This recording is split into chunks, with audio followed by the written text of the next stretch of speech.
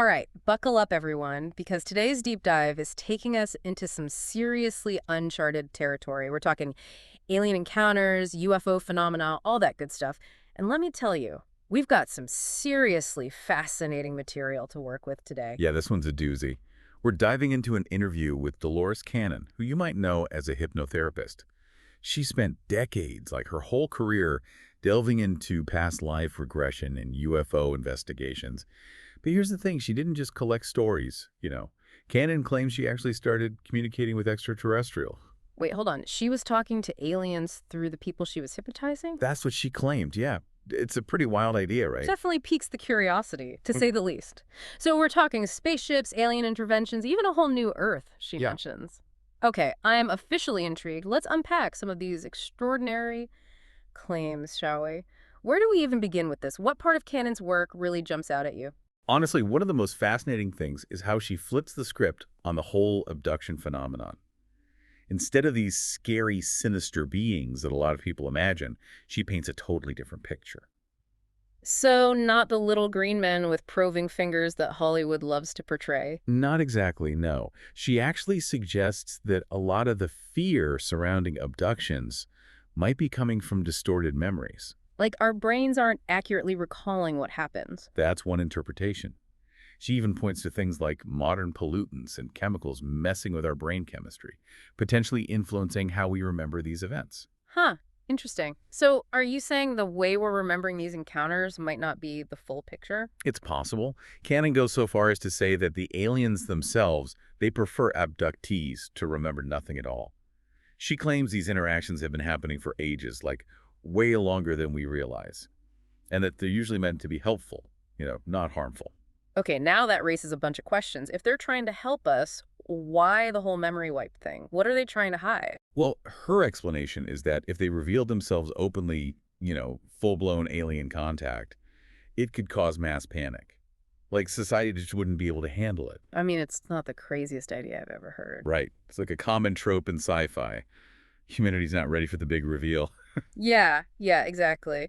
So she also talks about these cases of missing time, right? Like people losing chunks of time with no explanation.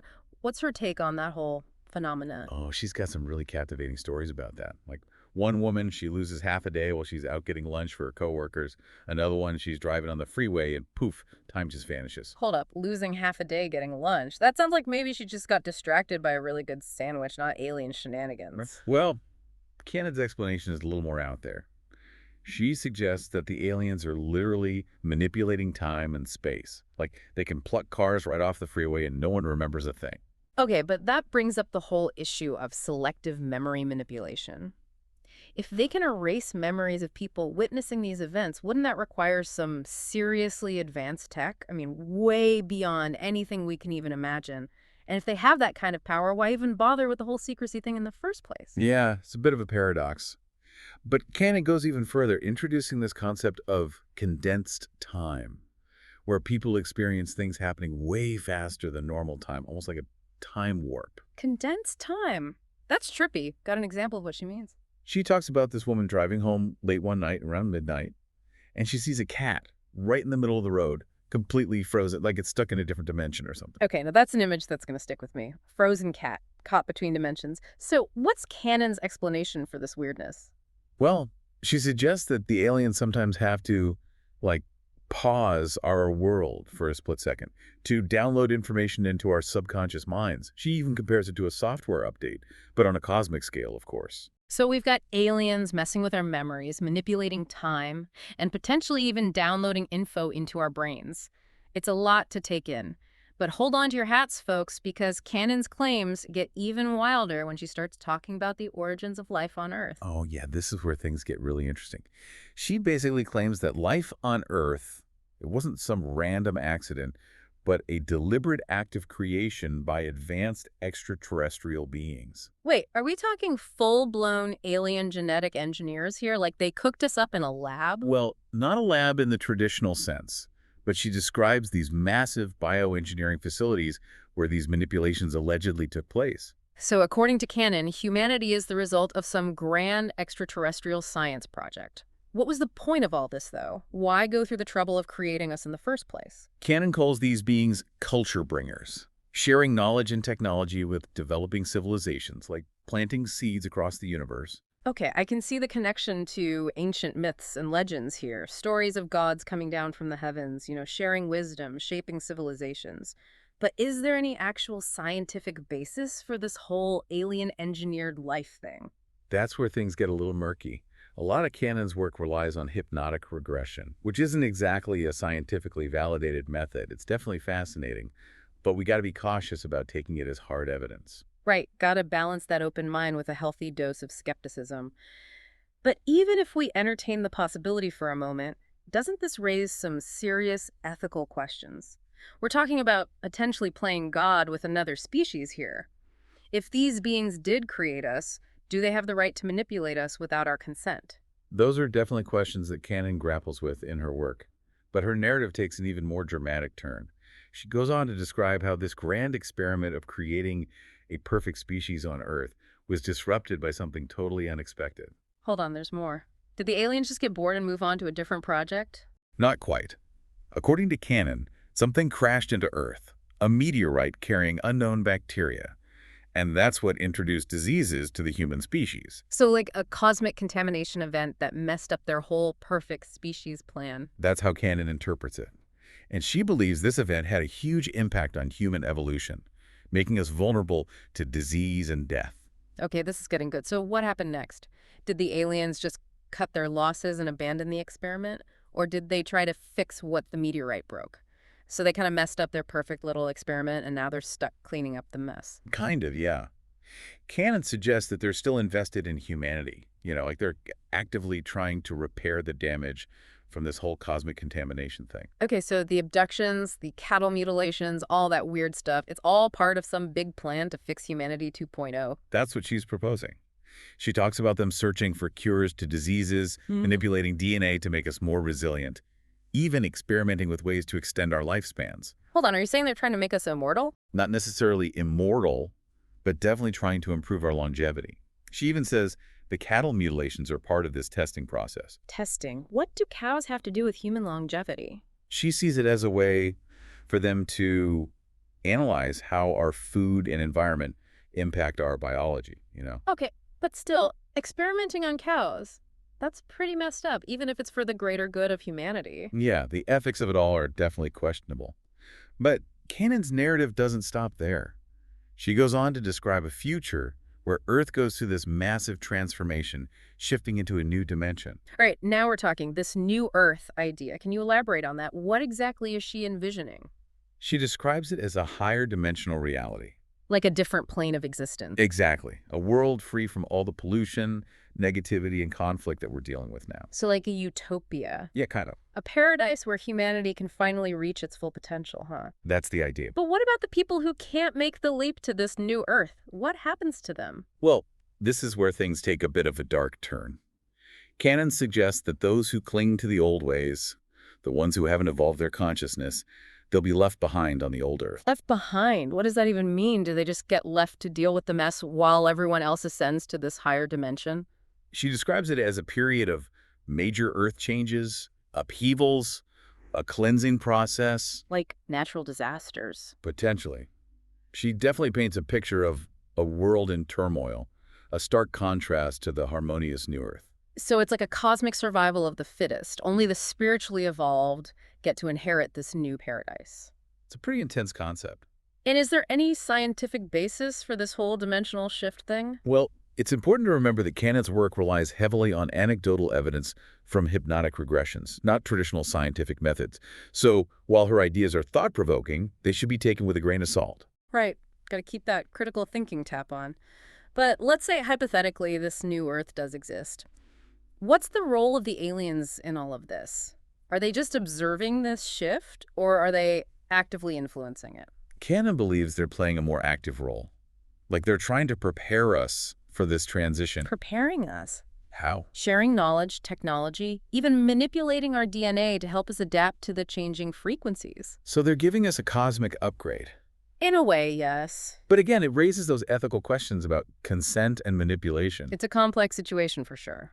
Cannon's work really pushes the boundaries of our understanding, doesn't it? Yeah. This whole narrative of a new Earth, aliens guiding humanity's evolution, it's both fascinating and a little unsettling. It definitely challenges our perception of reality and our place in the universe. But before we get too lost in the cosmic weeds, there's something Cannon said that really stuck with me.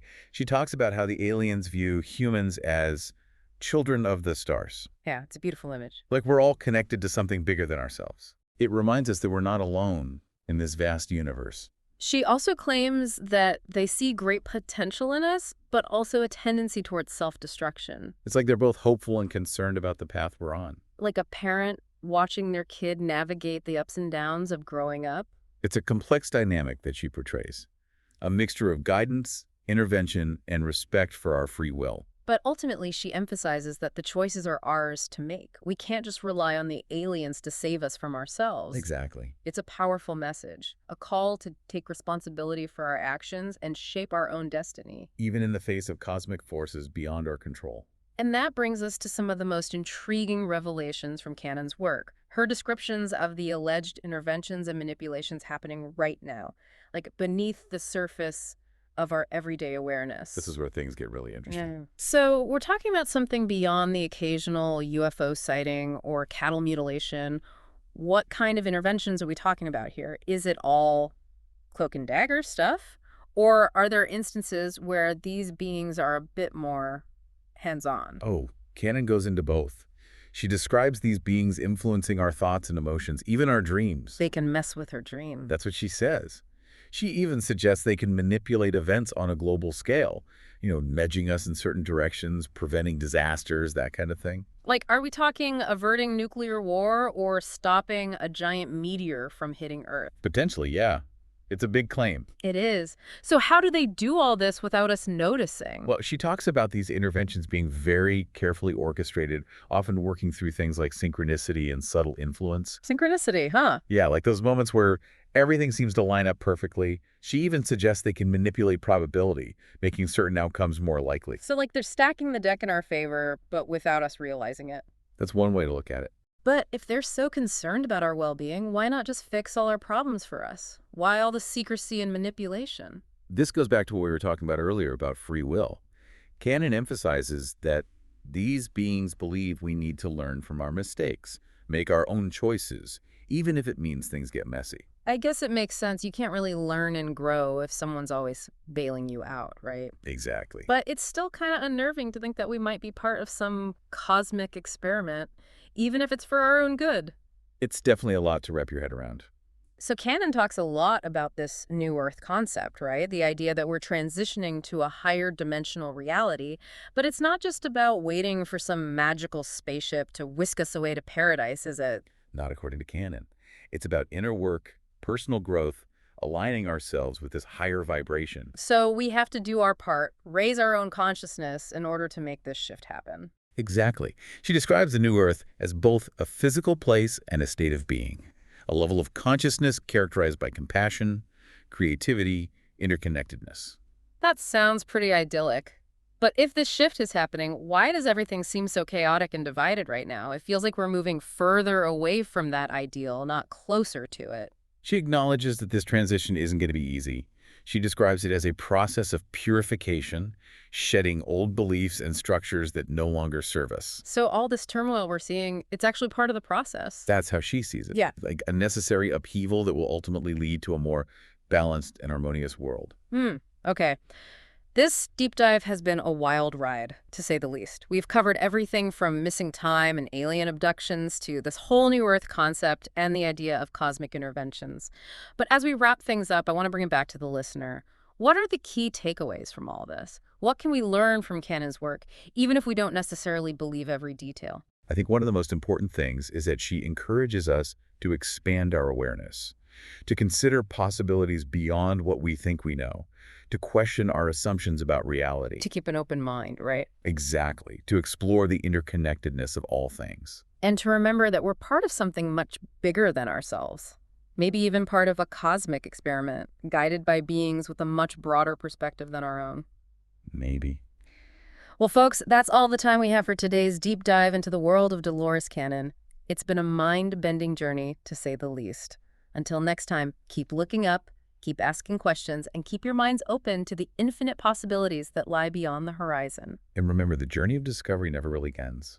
There's always something new to learn, new mysteries to unravel. Keep exploring.